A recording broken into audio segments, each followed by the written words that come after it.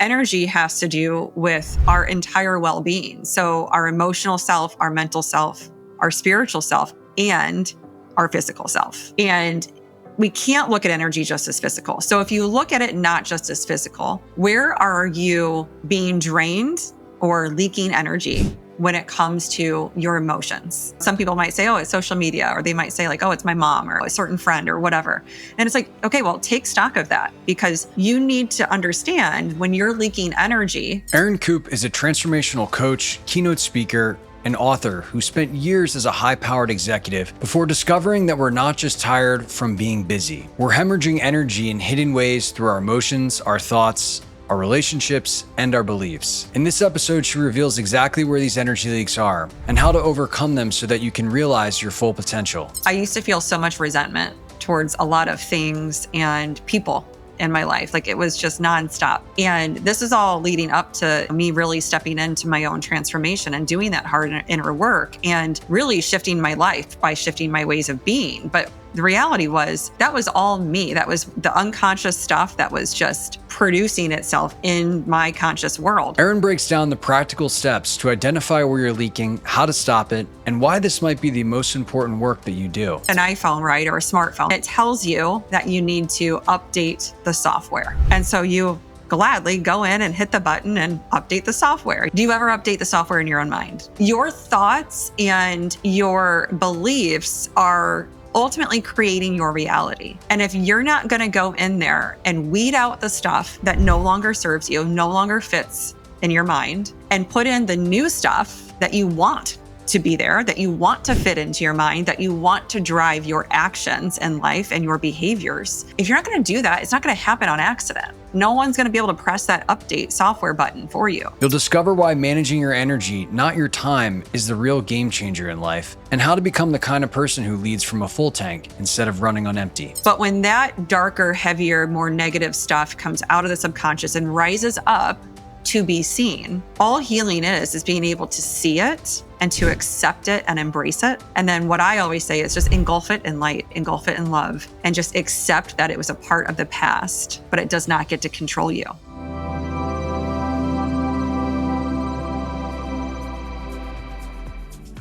Before we get into this conversation, I want to ask you to join this amazing community of consciousness explorers. This whole idea of pursuing expanded consciousness and the boundaries of human potential while living a modern life is relatively new, which is why we interview revered masters, teachers, experts, and practitioners to help you on your own journey. To stay up to date on the latest conversations, simply click subscribe below and you'll be notified each time a new episode comes out. I am so grateful for all of your support and comments. I love reading them. Now let's dive into this conversation. Erin, what's up? It's great to see you. You too, Scott. Well, I'm excited for what I know will be a rich conversation, given some of the past chats that we've had. And maybe just to kind of ground this, like, when did your transformation journey really kick off? What was happening in your life? For me, I certainly didn't realize I was on the journey until about a decade ago. And, I was in corporate America in a very high stakes, high powered executive position, married with 2 young children at home, commuting 10 hours a week, and really started to question the ways that I was living. And the very first one I asked myself was, why do I believe that we have to just make it to 65 in order to live our lives? And that was where, for me, that journey of transformation it really got deep, because I had to start to understand in my own mind what I was living within and what confines I had put around my own belief system. And by the way, be able to call BS on that as well. Yeah, I mean, that's a real, earth-shattering moment, right? When you're like, oh, these are all just ideas.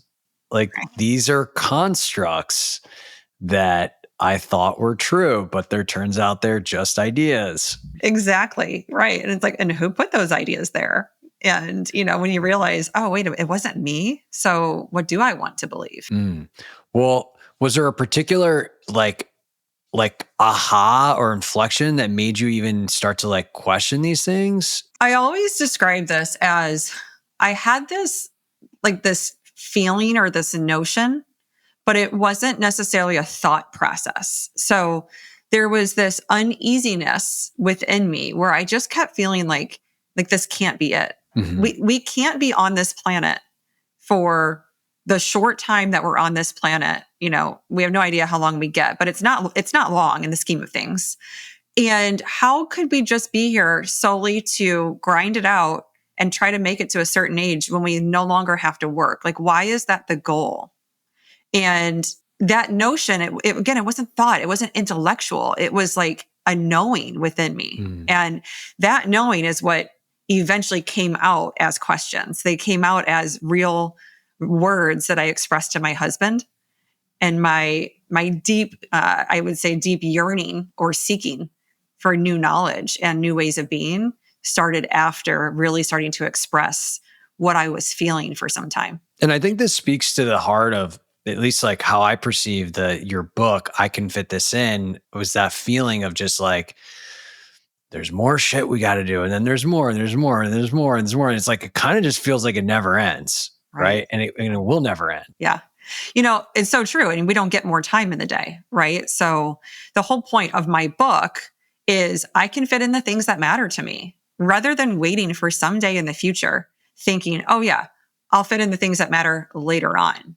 As soon as I have this title, or I make that amount of money, or I live in that kind of place, or I'm in that kind of relationship, then I'll start to really care about the things that fuel me. Then I'll start to take care of myself.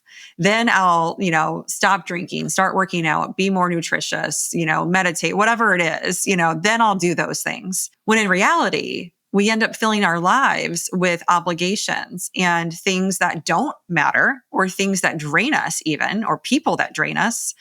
And then we wonder why we don't ever fully know ourselves or live as a whole human being. We wonder why our energy is scattered. We wonder why we're not achieving things that we, dream about or wish we could have. We have to cut out the things that don't fit in our lives in order to put in the things that do.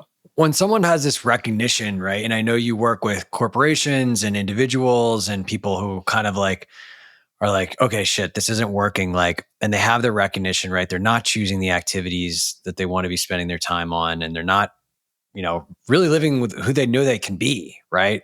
When I heard you talk, that's what came up for me was it was less of is there more? But it was just knowing that this isn't what I'm here for, right? I'm here to do something else and something bigger. And so what is the practical steps that you start to help people work through some of these knots and questions? Right. Step one, self-awareness. And you and I both know this, Scott, that self-awareness doesn't come easy, right? Because with self-awareness, which is ongoing, it's constantly, it's a journey, not a destination. But with self-awareness, especially in those early stages, it is that questioning of what is residing in your mind that is driving your action, or as I say, inaction. And once you start to be aware of what's in your mind, then you can replace what's there. And I always ask people, I'm like, you've got an iPhone, right? Or a smartphone of some sort. And it tells you that you need to update the software. And so you gladly go in and hit the button and update the software. You're happy to be running your phone on the newest software so that, it reserves the battery and all those things. Well, do you ever update the software in your own mind? And most people are like, what? How do I do that? So I'm like, I always say to them, your thoughts and your beliefs are ultimately creating your reality. And if you're not going to go in there and weed out the stuff that no longer serves you, no longer fits in your mind, and put in the new stuff that you want to be there, that you want to fit into your mind, that you want to drive your actions in life and your behaviors, if you're not going to do that, it's not going to happen on accident. No one's going to be able to press that update software button for you. And so the first step is always self-awareness. Now, there are practical actions you can take, from specific journaling exercises I do with people to uncovering limiting beliefs to rewiring those beliefs and putting in new thoughts and affirmations and doing meditations. There's all these practices within self-awareness that you can actually apply. But you've got to start somewhere, and you can't do 15 things at once. So you got to pick one or two, develop a cadence, a rhythm. I completely agree. And a question that comes up for me is, there's people that know this, right? They know it's like, I know that my belief is driving my action, right? But yet I'm not going to spend 10 minutes on this when I'm going to spend 10 hours on busyness and activity. What do you make of that? Why is it like that? I think why it's like that is because we have been taught that productivity and the external world is worth more than our own self-worth.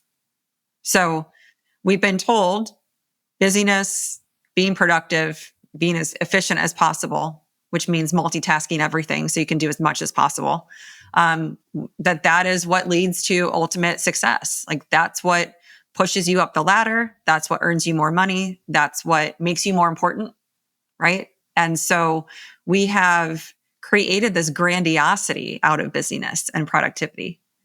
And yet all of that is about this external vision of who we are. And so yet we're waiting for validation. We're waiting for reinforcement. We're waiting for approval. So we go and do all the things and let everyone know, like, hey, look how important I am. Like I'm so busy. Everyone needs me. I have no time in my calendar for myself. How is that inspiring? Like, how is that influential? And when you look at it, you're like, geez, it's not. Like, I don't have respect for those people.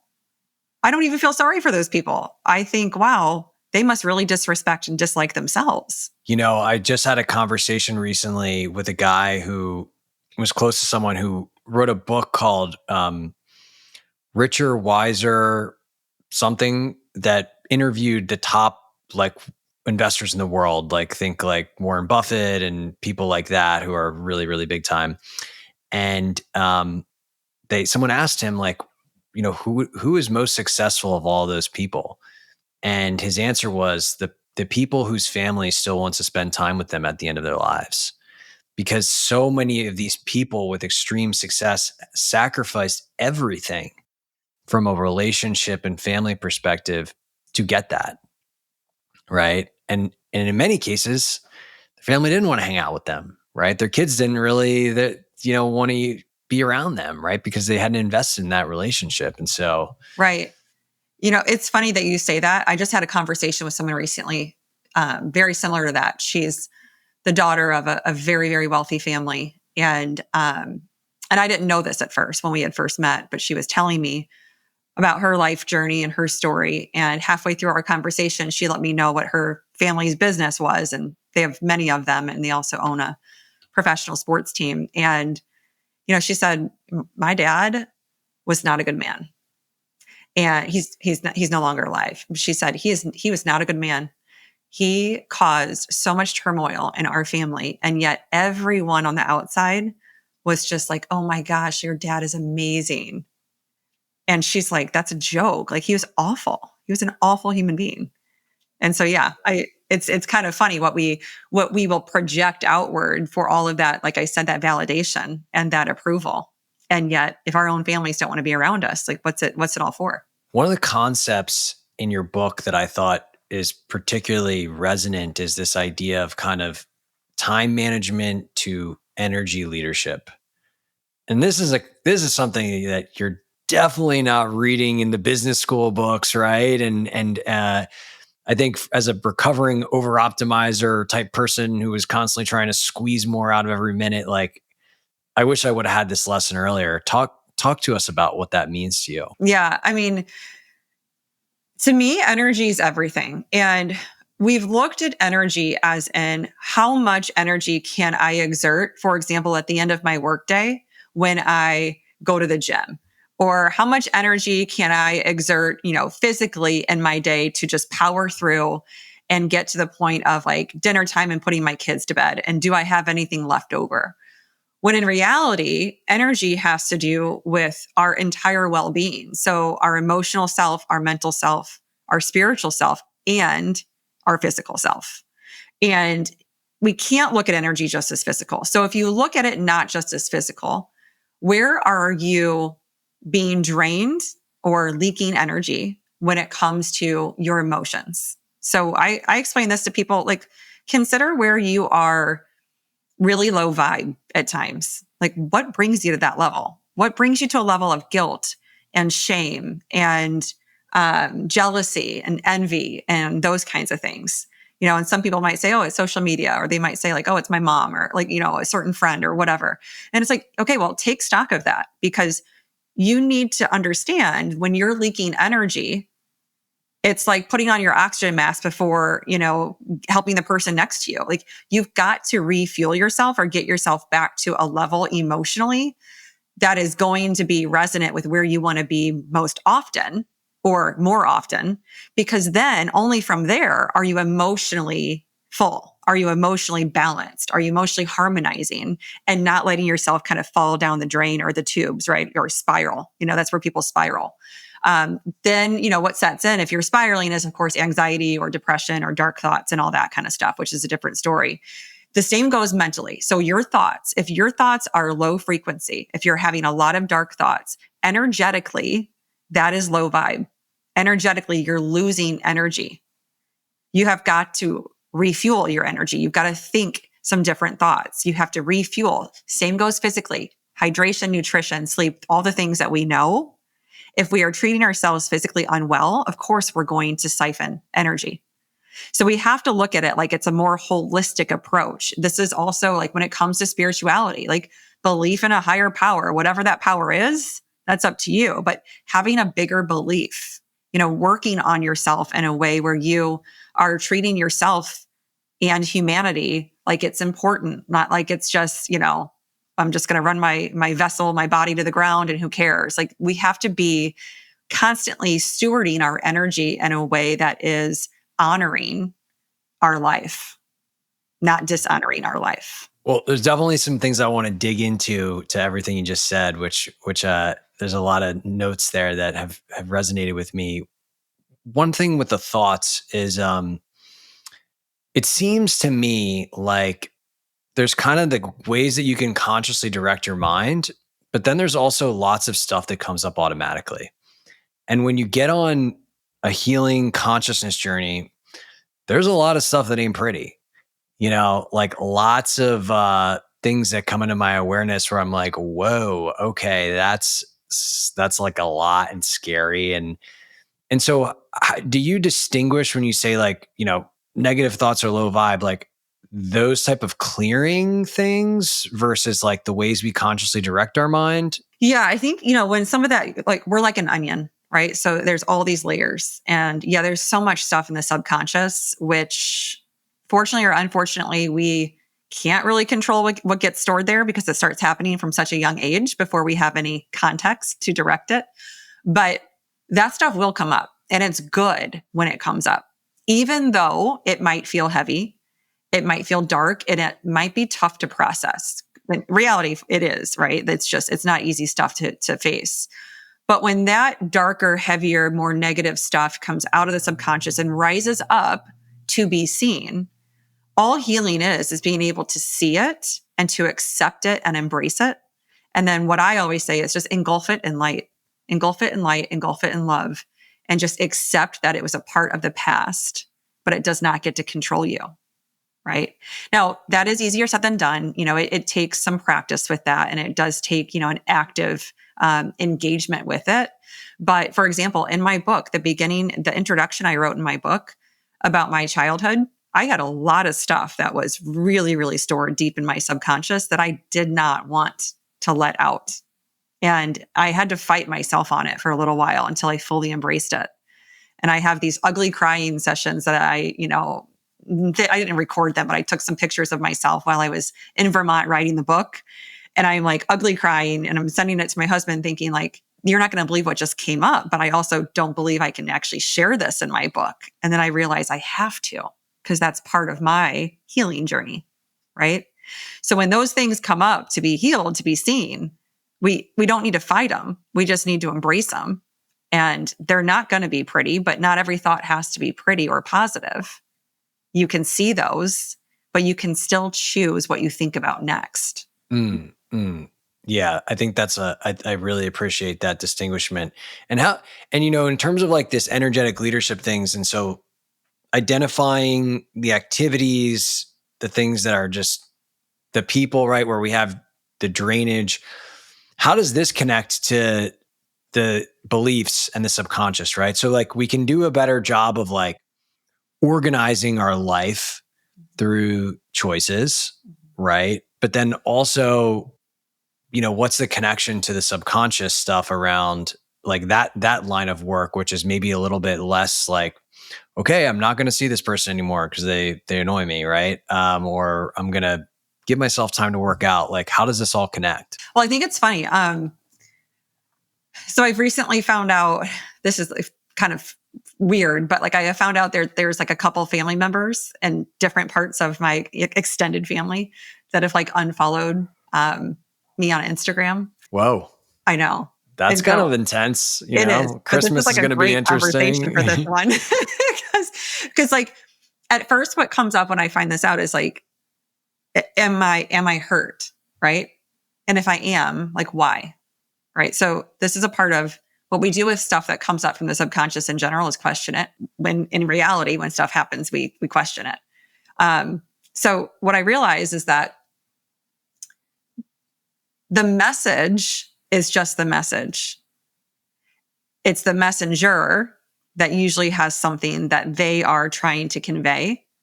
And many times that might just be, for example, a projection. So in this instance, what came up for me was just, oh, that's actually a good thing because now there's not something in my field that is draining me because I may not have known that they were draining me, but they were. So now they're removed in that sense, right? Like these aren't people I really see often anyways, but like in that sense, they're removed. I don't have to be hurt by it, but what I do have to do is hope and pray that they can heal whatever it is within themselves that they are triggered by.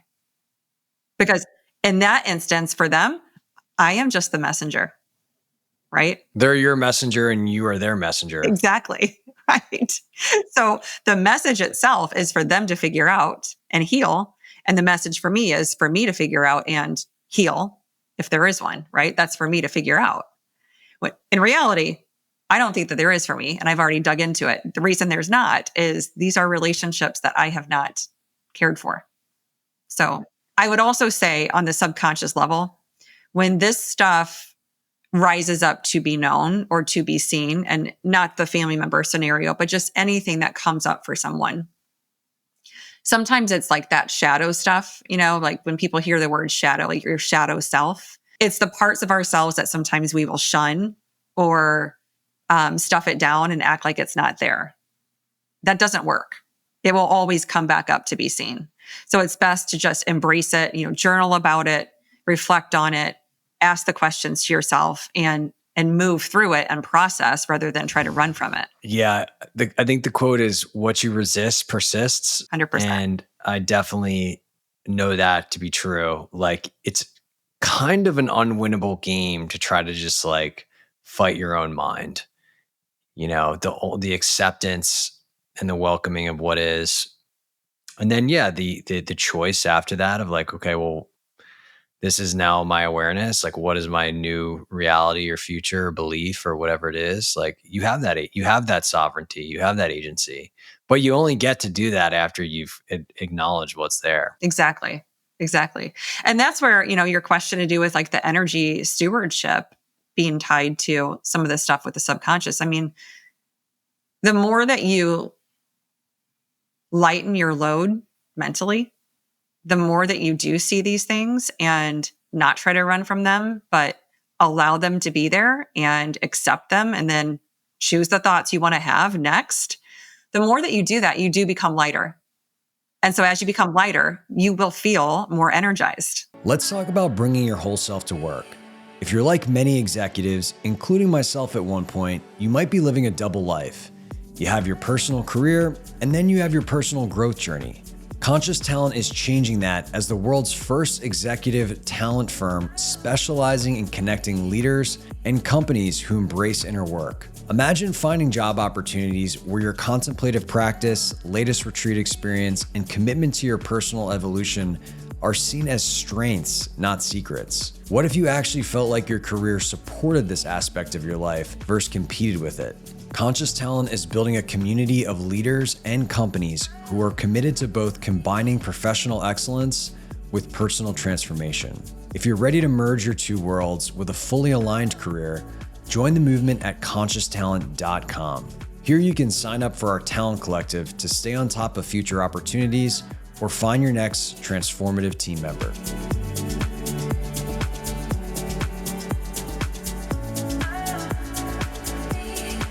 Yeah.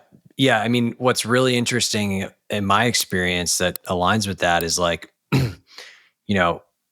after years of carrying around so much unconscious anger and unconscious sadness and like all this shit that I didn't even know was there, I don't need all the stuff that I used to need to get through the day. Right. Like I used to slam a cold brew. Yeah. I used to do all kinds of stimulants and crap and then drink at night, right? To just kind of flip on the other end of it. And, I find that I really don't need as much sleep, and I don't even drink any caffeine right now. And you just don't need it because that's actually your natural state. It just, you're carrying a load that you don't know you're carrying with the consciousness stuff. That is so true. I mean, I talk about this a lot, but I used to feel so much resentment towards a lot of things and people in my life. I felt resentment towards motherhood. I felt resentment towards my husband, towards my jobs, towards my colleagues, towards certain clients. Like it was just nonstop. And this is all leading up to, me really stepping into my own transformation and doing that hard inner work and really shifting my life by shifting my ways of being. But the reality was that was all me. That was the unconscious stuff that was just producing itself in my conscious world. Did I know I felt resentful? Yeah. At the time, did I think I could do anything about it? No. I had fallen into that old way of being or mindset that like, I am who I am. This is just me. And so, I was doing the thing where it's, 5:30, I got to have a glass of wine. I got to take the edge off the day. It's like that edge off the day was really just an escape from my own mind is what it was, and for some people it's binge eating, or for some people it's gambling. And for some people it's scrolling on social media. There's nothing wrong with having a drink or, gambling here and there or whatever it is, if you enjoy it. But if it's something you're choosing constantly every day, like then it's problematic. Yeah. I think there's a lot of like parts of our consciousness that we can start to become aware of, not just through like the thoughts or the emotions, but the compulsive behaviors and like those automatic choices. Like a very simple example is like being on an elevator, pulling out your phone. It's like, it's become so automatic. We don't think it's a weird thing, but it's like, what's behind that? Right? Or like being at a party and being like, I'm going to go to the bathroom because the conversation's lulling. Right. It's like all this shit that we do, right? Yeah. There's like gold in those experiences for us to go within and excavate like, I'm insecure around other people. I'm afraid of being awkward. Like whatever it is, right? That's quietly controlling our experience that we don't know. Yes. That discomfort, when people get uncomfortable, they're going to seek the next thing to soothe themselves. It's like a baby with a pacifier or, baby sucking their thumb. It's like, we still are these little kids that just want to soothe ourselves on the inside. Oh yeah. Yeah. 100%. So, the thing that I wanted to talk to you a little bit about is like, what is your relationship with time now? Right. Yeah. It's like, I think as we explore like spiritual circles, right, you just start to be around people like time isn't real. Time's a concept. Right. And so there's like these like metaphysical ideas. And then there's the practical reality of like, okay, I have an hour between my next call. Right. Time does seem pretty real at this moment. Like, how are you holding time amidst it all? Yes. It's such a good question because yes, I do play in both realms, and most of my life is in the practical.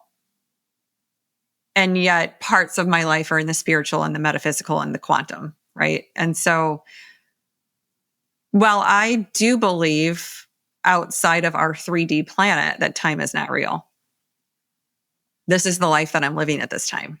And so, age is a thing, right? Like I'll be 44 in a month and I'm like, geez, in 16 years, I'm 60. Like that's nuts. And I think about my last 16 years and how fast they've gone, right? So there are those very viable aspects of time that we can't do anything about. And so when I think about time in my life, what I consider is where am I being present in my life?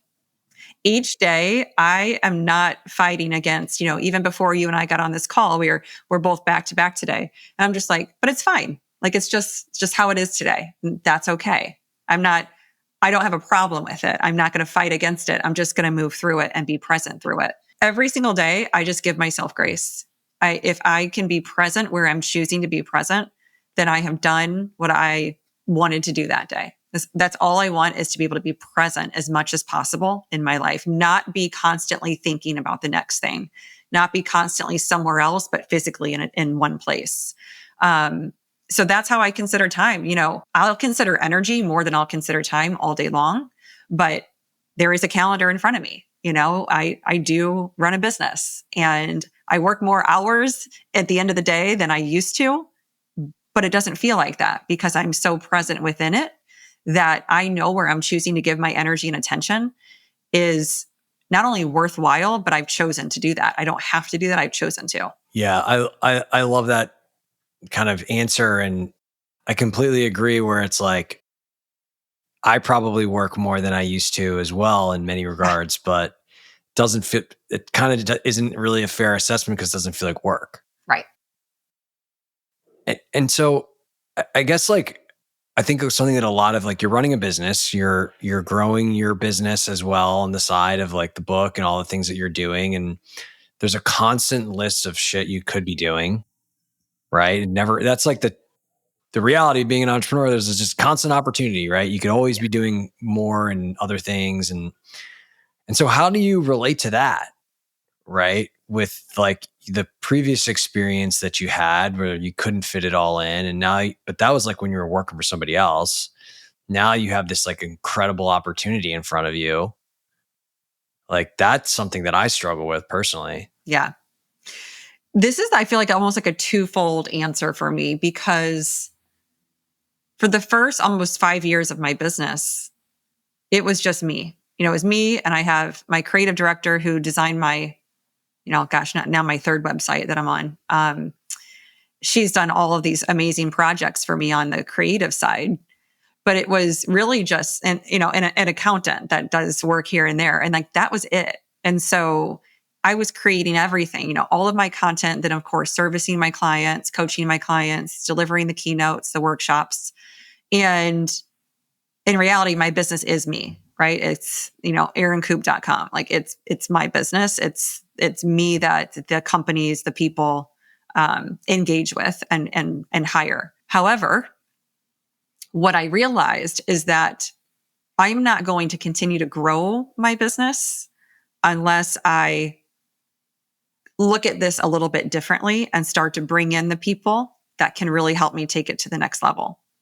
So a part of this, Scott, was actually being able to give up some control and to trust that I'm bringing in the right people to help me in whatever area is their focus. So for example, I have a 12-person team now, right? So the main person was my husband when he said he wanted to join the business because he saw where it's going and the potential it has. And he realized you can't do it all. You need help. You need a right hand. And he came to me and said he wanted to join. That was I never in a million years thought that would happen. So that was really incredible. From there, it became, okay, we need resources and we need the right resources. So a marketing team, a social media team to help me out with some of that. Obviously I have my publisher and my editor. I have my creative director, there's, the illustrator, all these different people that are part of this team that are all behind the same mission. And so that was a big thing for me, was to be able to understand that I can bring in other people to help me, and that does not equal weakness.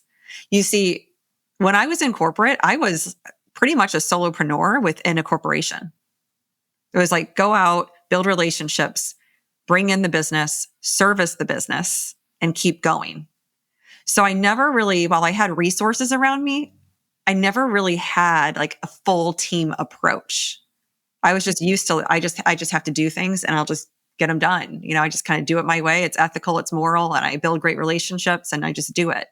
So this has been a very new thing for me, to trust people in this way and to give up control and to just trust that it's going in the right direction.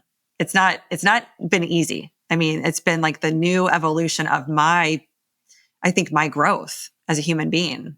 I can relate. Yeah, and what's interesting is like, yeah, I think just like the more and more you let go, there's this like thing that happened to me, at least, where you start to let go, you start to have other people, and then there's these tendencies to like want to like jump back, right? And control again and take it back, right? And I think, and then also like, okay, well, I'm just going to fully let it go, right? And then you like kind of throw the baby out with the bathwater. And it's really this kind of middle point that I've found. Yeah. Of being okay with delegation, but also then learning when to apply a certain standard, right? To like the people that you're working with. It's so interesting that you frame it that way, because I had a conversation with one of my spiritual teachers recently about this. And she said, what it is for you right now is that you're having to hold so many people accountable. And accountability for me has never been hard. Like, I hold myself accountable and always have. Like, my level of self-discipline is like pretty extreme, given the childhood I came from. I'm really good at just staying disciplined and like, working towards things. Like I'm very good at that. However, holding other people accountable, that's something I've had to learn how to do. And I do have very high standards. And so the way she described it is, she said, think about this. What does a diamond come from? Like, how is a diamond produced? It's from pressure. And she said, what you do is you apply pressure to people, but gracefully, not forcefully. And when you apply pressure, you are creating a brighter diamond out of them and their work. And I thought that's really interesting, because they're all learning so much about their own process, because I push on them, and I don't push with force. I push on them with questions and with, could we do it a different way? How about we do it this way and not that way? And even my creative director recently, with my website and all the things we have going on in the back end of the website, she said, she actually posted this on LinkedIn about me, but she said, Erin is the woman who never takes no for an answer, but does it with such grace. And she literally said to me when we talked about it, she goes, it's true. Every time I've told you no, you're like, oh no, there's definitely a way. Like, we'll figure this out. I'm like, that is who I am. But then holding that person accountable and holding my whole team accountable, that's not something I was prepared for, but I realized it has to be done. People are going to have a lot on their plates and not always move through it with ease. And if you're not holding them accountable and pushing them harder to produce what they're capable of, they might not do it.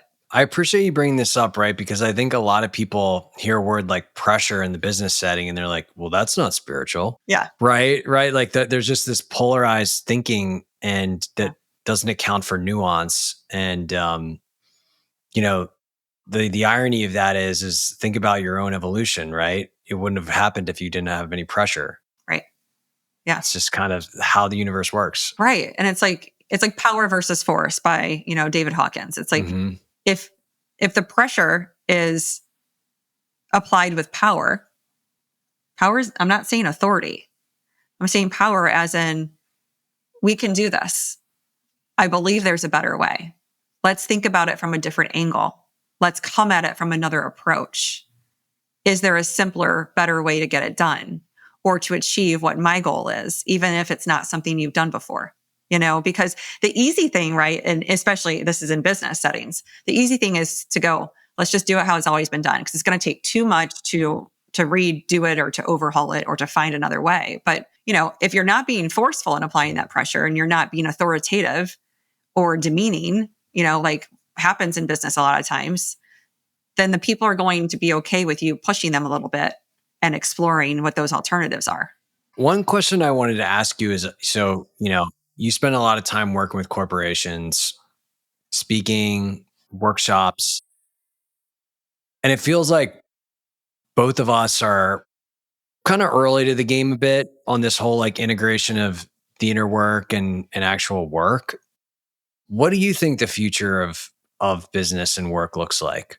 Oh man, I put a post on this just recently, but I believe that the people who fully know themselves and lead from a place of spirit and heart and connection are going to be the ones who lead the world. And this isn't going to be overnight. This is, as you know, this has been an unraveling for some time, and it's going to be a rebuilding for some time. But those that lead with force and ego and fear and all the things that we have seen historically, I believe that that's just not going to be the way of the future.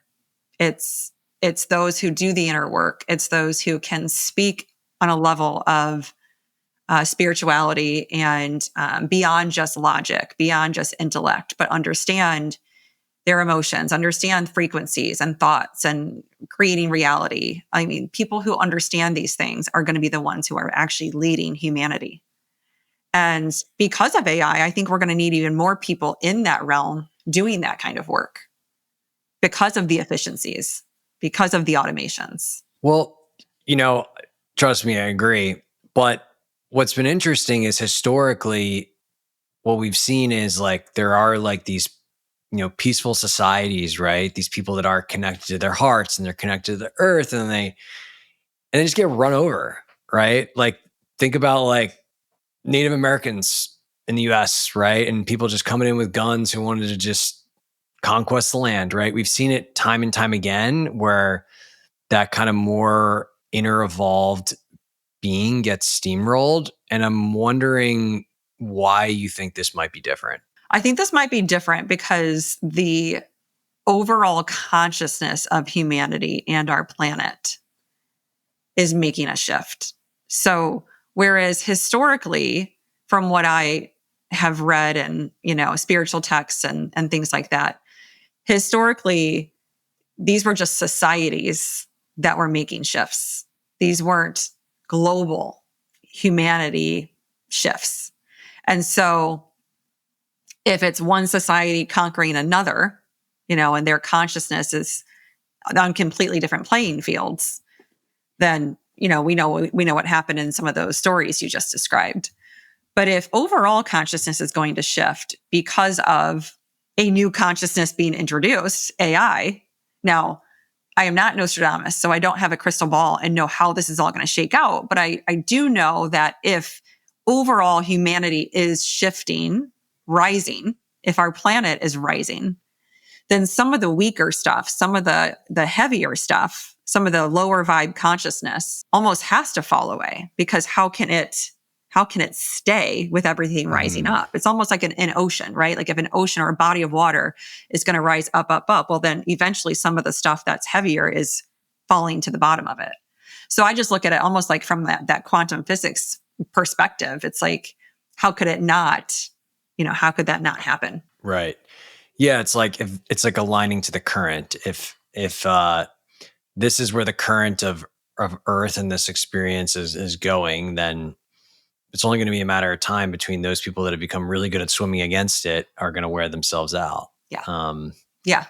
Great analogy. Yeah. And I think that's kind of where I net out, where it's like, and for me, it's just what I've seen in my own life is like when I align to the natural order of things, like good things happen, like life goes well. And so I think like the natural order is shifting, and aligning to it is the answer. Yeah. And the mechanics of like what that looks like practically, like, I don't Right. know how that's going to shake out, but it does seem like that's kind of the higher order principle of what's going on. I think you're right.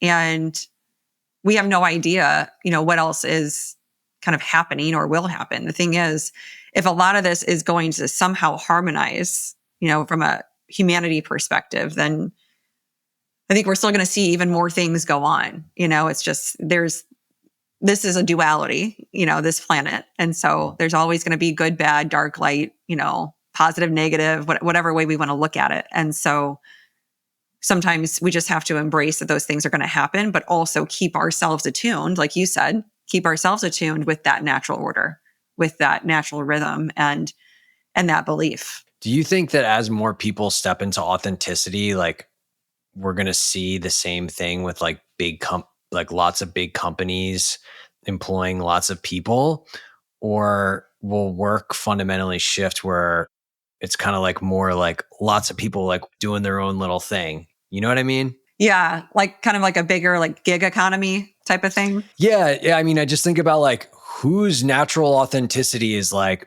being employee 80,422 at, Salesforce, where I used to work. Like, and maybe there is, but it just seems like most of us desire something that's more personally expressive than the corporate gig thing. And it kind of reshapes what an economy looks like, if that's true. Yeah, I mean, I could see that. And I also can see that not everyone is necessarily designed to be a business owner or would be good That's at true. it. Right. And so for a lot of people, the corporate world or working for someone else is actually a really good place to be. And it doesn't make them lesser than, it doesn't make people who own their own businesses better than. But what I believe will happen is that the people in leadership in the corporate world, as they are shifting, that world can also shift with it. So what people might find is that they're aligning themselves more with people they want to work for and work with. And that I believe is in the future, like that's a real possibility. People are going to be aligned with others that they naturally connect with, that they feel attuned to, that they feel like they're happy to be there every day and excited about the work that they do. And then also, I mean, I always say this to everybody, but have a creative outlet on the side. It doesn't need to be a Yeah, business, but like get that creative totally. juice flowing, Couldn't agree more.